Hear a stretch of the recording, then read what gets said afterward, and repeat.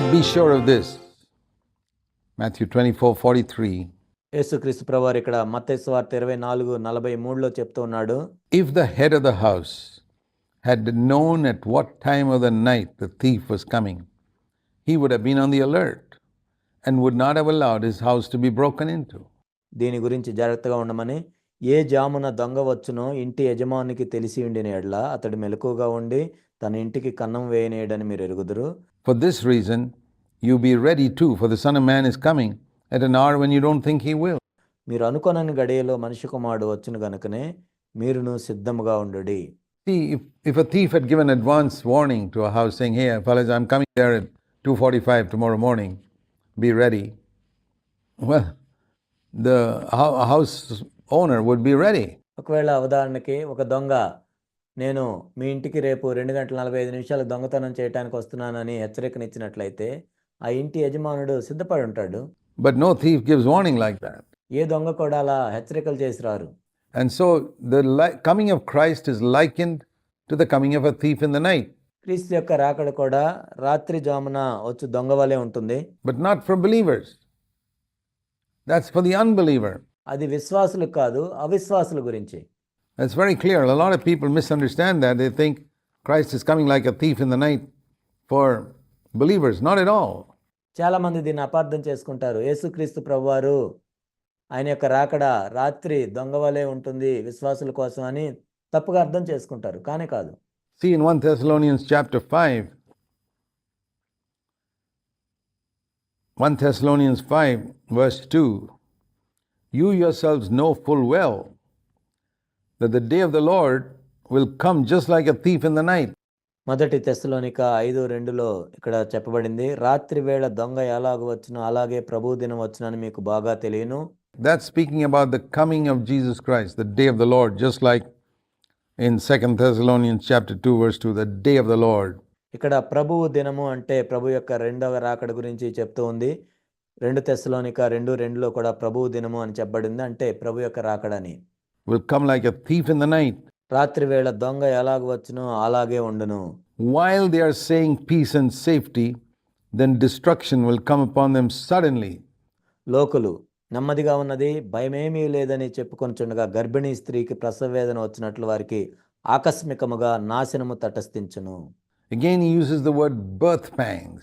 ఇక్కడ మరలా కూడా గర్భిణీ స్త్రీల యొక్క వేదన గురించి ఆయన చెప్తున్నారు. Like birth pangs upon a woman with child. గర్భిణీ స్త్రీకి ప్రసవ వేదన వచ్చినట్లు. But you brethren, this is the important verse, 1 Thessalonians 5:4.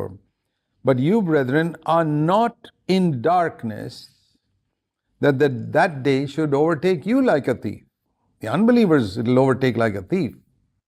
సహోదరులారా, ఆ దినము దొంగ వలె మీ మీదకు వచ్చుటకు మీరు చీకట్లో ఉన్నవారు కాదు. అవిశ్వాసులకి ఆ విధంగా జరుగుతుంది, మీకు జరగదు. Because they're not even expecting. But you should be, you're sons of light. You're sons of the day. We don't belong to the night or the darkness. అవిశ్వాసులకి ఆకస్మికంగా అలాగ జరుగుతుంది. కానీ మీరందరూ వెలుగు సంబంధంలో పగటి సంబంధంలో ఉన్నారు. మనము రాత్రి వారము కాము, చీకటి వారము కాము. So then let us not sleep spiritually, that is, as others do. కావున ఇతరుల వలె నిద్రపోక, అంటే ఆత్మీయంగా నిద్రపోక అని, but always be on the alert and sober. Because those who sleep at night, and those who get drunk at night. మెలకువగా ఉండి మత్తులము కాకిందము, నిద్రపోవారు రాత్రి వేళ నిద్రపోదురు, మత్తుగా ఉండేవారు రాత్రి వేళ మత్తుగా ఉందరు. But since we are of the day, he says, let us have the helmet of the hope of salvation. మనము పగటి వారమై ఉన్నాము గనుక మత్తులమై ఉండక విశ్వాస ప్రేమలను కవచము ధరించుకుందాం. So it's very clear there that for believers the coming of Christ is not like a thief in the night. ఇక్కడ ఎంతో స్పష్టంగా ఉంది, విశ్వాసులకైతే ప్రభు యొక్క రాకడ రాత్రి వేళ దొంగ వచ్చినట్లుగా ఉండదు. So when believers talk about, oh, Christ is coming like a thief in the night for me, then you must be an unbeliever.